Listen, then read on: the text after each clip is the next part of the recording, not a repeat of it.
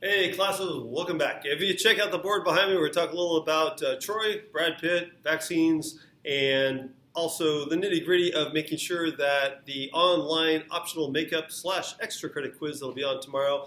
As usual, you have until Sunday at midnight when the program will shut on down to take that test to make sure that if for some reason you missed the online quiz number 14, week 14, that you take the optional makeup one. So I wanted to hit that real quick.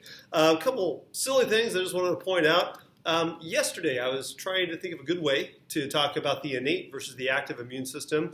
And I threw a picture up there of Troy, the famous legendary Battle of Troy, the Trojans having a giant wall around their city, comparing that to the innate immune system, the things like your skin, your mucous membranes, your tears, the barriers or the natural things that we have that flush out invaders before you get your adaptive immune system involved. Also, if you look at the Trojan horse, that was mentioned in class as something that got through the defenses, and then all of a sudden your body has to ramp up a defense against whatever the pathogen, the invader is. Also, thought this was just an interesting side note. Brad Pitt, he was in that movie Troy, if you ever saw the movie Troy. Brad Pitt and I happen to be the exact same age and actually the same height and weight. I looked it up online. They had his vital statistics. So I know what you're saying. It's stunningly amazing how much, I look like Brad Pitt or he looks like me. I know we get mistaken for each other all the time. But more important than that, yeah. Okay, if you're done laughing now, there is a scene, a still, and I don't think it'll show up on this right here, but I'll try and link to it down below or put it up on my website. Brad Pitt in that movie, and what's really funny is, it's supposed to be the Battle of Troy thousands of years ago, and he's standing there in a promotional still in this outfit, and you can see his vaccine mark from his smallpox vaccine. I've got one of those myself. I was one of the last people. We were one of the last generation that was vaccinated against smallpox. And in a just wonderful story about the success of vaccines, they don't vaccinate against smallpox anymore because it was eradicated. It was completely eradicated. Certainly it still does exist in labs, but because of vaccines, we got rid of a deadly pathogen. And that's important because the reason I'm making another video today, and I just did one yesterday, is it's hard to overstate the importance of this lesson in terms of vaccines, how they work, what they do, and especially why they're so important to keep up with. And we do address some of the misinformation that is running around out there when it comes to vaccines. So first of all, why is there a new flu vaccine required every year? Whenever you see the three dots, just a reminder to parents and students, whenever you see the three dots, this is for the students to fill in, active note-taking here. And it's because the flu will mutate from year to year. You have to keep up with the mutations because a vaccine that works one year might not necessarily work the very next flu season. Remember, the flu season in the Northern Hemisphere is generally the winter season. Remember that the flu is pretty much active all year round around the mid-latitudes when you get close to the equator. Vaccines do not give you the flu. This is an important note I wanted to include up here because you often hear anecdotal statements. Well, I know so-and-so get the vaccine, they get the flu right after. I think sometimes the vaccine gives you the flu. The vaccine does not give you the flu.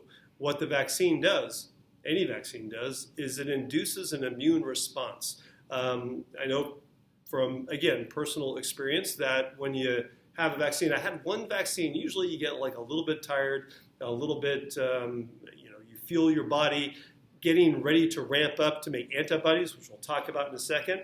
The one vaccine I got, I'm 57 years old, the one vaccine I got that I remember actually really feeling awful the next day after I got it was the shingles vaccine. At my age, you get a shingles vaccine because if a virus gets reactivated, we'll talk about that next week when we talk about the lysogenic cycle a little bit more. But if a virus gets reactivated, it can cause this problem called shingles, which is like a very painful rash. And I do remember thinking, well, I've had vaccines before, it won't be that bad. The next day, felt like I had like a low grade flu. I had a fever. I just felt very, very run down. But it wasn't that I got the virus. What made me feel so bad is that my body was busy ramping up an immune response. And that does take energy from your body. That's why you might feel tired if you get a flu shot. But it's very important to get that flu shot, because what it does is it prepares your body for seeing a pathogen that it might not have ever seen before. Let's see, we had a cut and paste handout, which was a very, very good review for what will be on tomorrow's Open Note quiz on viruses. Tomorrow's quiz, remember, is quiz 16, week number 16, I should say. And again, if you, for any reason, missed the last one, there'll be an optional makeup / extra credit. If you've taken all the quizzes, you can take this one for extra credit. And it will be offered tomorrow online. And finally, yeah, it's a busy one. It's a busy board, but I wanted to show a little bit that was up here. If you look at an antigen, the small part, and this, by the way, this drawing I copied, sort of, from the WHO, the World Health Organization website. But if you look at the antibodies, they're attaching to the protein. It's usually a protein. It can be a sugar that's on the surface of a pathogen. Remember, a pathogen is something that can make you sick.